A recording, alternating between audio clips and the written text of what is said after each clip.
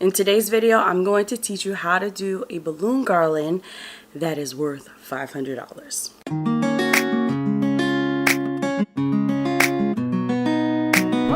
Hey everyone, welcome back to my channel with my inspiring designs with me, Justine, where all I want to do is inspire the event designer in you. If you're new here on my channel, make sure to hit that subscribe button and the bell to get notified on all the decor, design, and business tips that I give here on my channel. I haven't made an organic balloon garland on my channel in over a year and a half, so just know, fair warning, that this video is going to be a little intense because I get frustrated because it's like I'm starting all over again. My Inspiring Designs channel has evolved in something that I couldn't imagine, and I've heard so many things of what you guys needed. I decided to put everything all bundled up in a membership that will be an affordable price for those of you who are just getting started. So this membership is called Design Your Dreams Society, and it's for event designers who are just getting started, who stumbled upon their creative skill, and who are lost about how to even start a business, let alone find their first client. So if this sounds like something you might be interested, feel free to click the link down below. You might be surprised that it might be perfect for you. It's a great way to give you all the resources that I've learned over the last 4 years to start an event business. Let's see how to do an organic balloon garland that's worth $500. And if you stay until the end, I'll walk you through how I came up with the price. So please keep watching.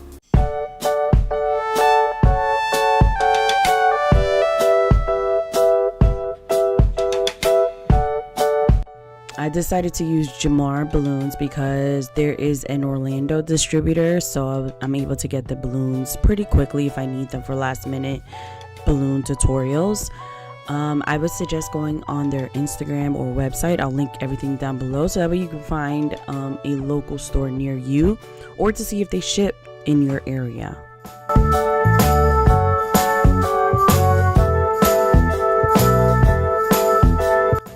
The biggest key to charging more money for your balloon garlands is using various size balloons. So right here I have a 12-inch on the left and a 19-inch on the right, and I'm tying them together and I'm going to incorporate them in the base of my balloon garland. Some people add them later on and some people bring them in. I'm showing you what I like to do.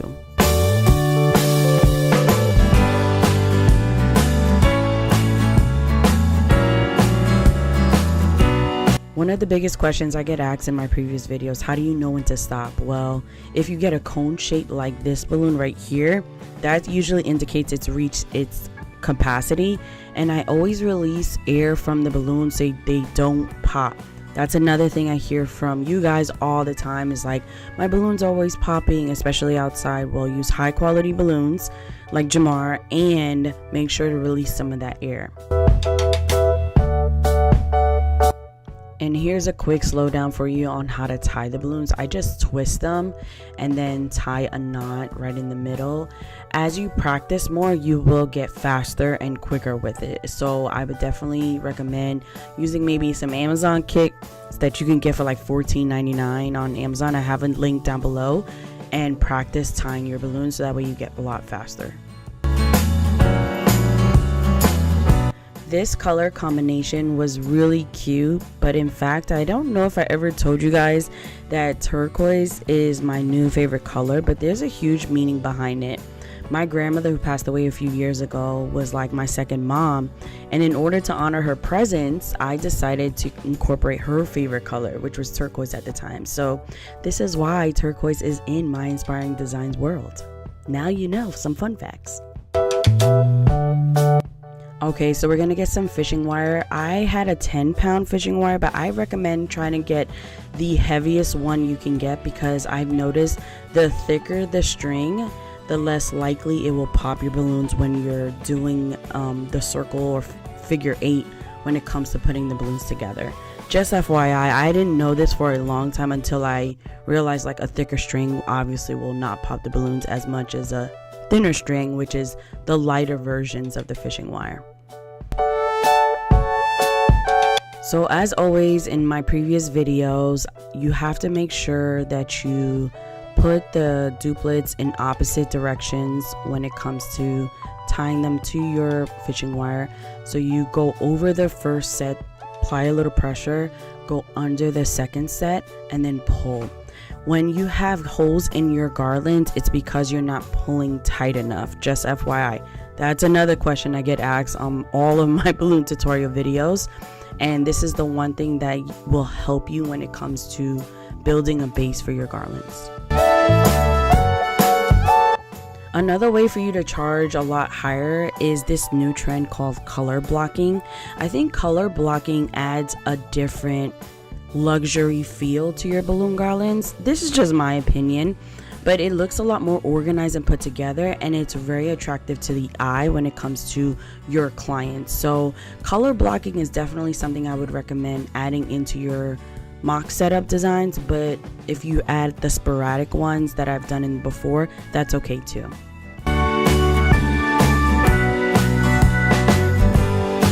So here's another slowdown of putting the balloons in. Remember, you're going to push down with your left hand or your right hand, and then you're going to pull the string over, under, and then pull a little tight.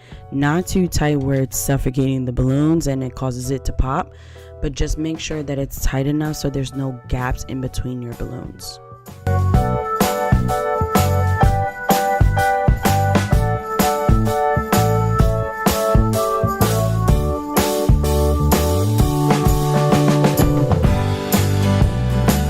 Another question I get asked is, how many balloons do you use in your balloon garlands? I'm going to be honest, guys, I never measure. I just intuitively stop, which is probably the worst recommendation. However, once you keep practicing, you're able to guesstimate a lot quicker when it comes to your garlands. When it comes to hanging your balloon garlands either on a wall or on a backdrop, you can use 260 balloons. A lot of people use that particular. I am still a balloon string girl. I love it. It's flexible. I can tie it and customize it any way, shape, or form, and it's just my preference. So I still do the balloon string to attach the garland to the wall. But again, you can use zip ties, you can use 260s. That's a big one when it comes to attaching it to the wall. Now this part, I'm making a mini garland to add to the top. I used to put the whole garland and then arch it at the top, but I found out that utilizing two different garlands to construct your entire balloon garland is way more efficient with your time. So I'm measuring it right now to make sure it's the right size. Even if there's a little space, I can add some fillers in there that will definitely cover it.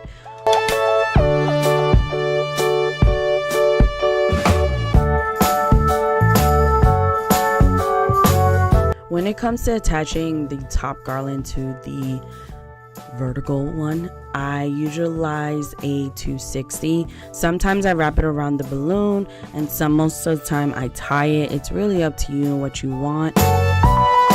So a friend of mine named Liliana, she is from Bubbly Balloons, I will link her information. She taught me that I should tie the balloons to the garlands. Now, if you've seen my other video when it comes to tying balloons, it is not a happy scene. However, tying your balloons creates less gap in your garlands and makes it a lot fuller, and it's less materials you have to buy. So I say you have to practice just like how I'm going to be doing, because this video is going to show you the real truth behind what happened.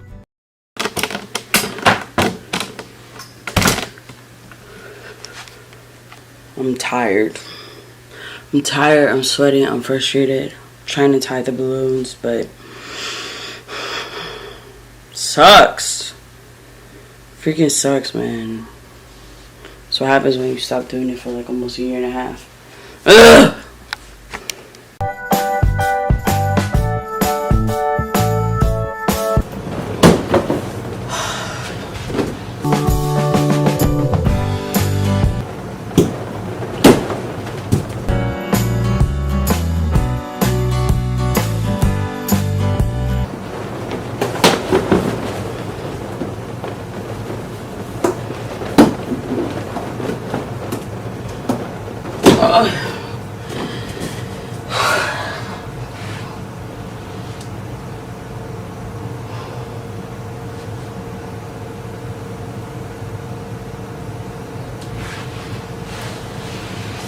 You know me, I'm always going to keep going. I am currently now putting clusters to the balloon to make it look fuller. I suggest you watching this video right here in order to know how to construct them, because I still utilize the same method. And if you really need help with getting clients in the door, with building a business from scratch where you don't know what you're doing, my membership will be opening September 6, 2021. Feel free to join and click the link down below. I hope to see you there.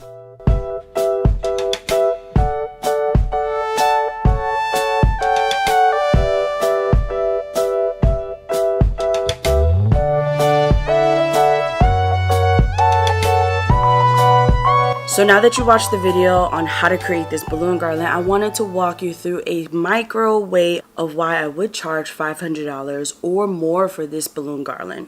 As I mentioned before, I don't know how many balloons I've used. I just know how much I paid my balloon supplier, the amount of cost it costs to do the balloons. Since, technically speaking, it took 3 hours to create this entire balloon garland from start to finish, I'm going to include that in my overall price. For me, I want to make a pretty decent profit when it comes to my balloon business. So if my supplies cost about $100, then my time is very valuable, because I take into account with travel and how much time it's actually taking me to prepare, going to the supply store, buying the balloons, talking to the client, all of that, which is why $400 is worth a profit for my time. A lot of people ask me in Instagram, especially in my coaching program, how much would I charge?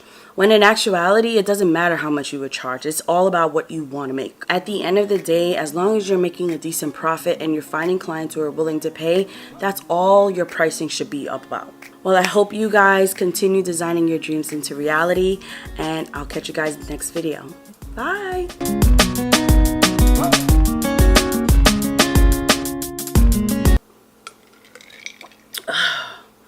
It's hot in Florida.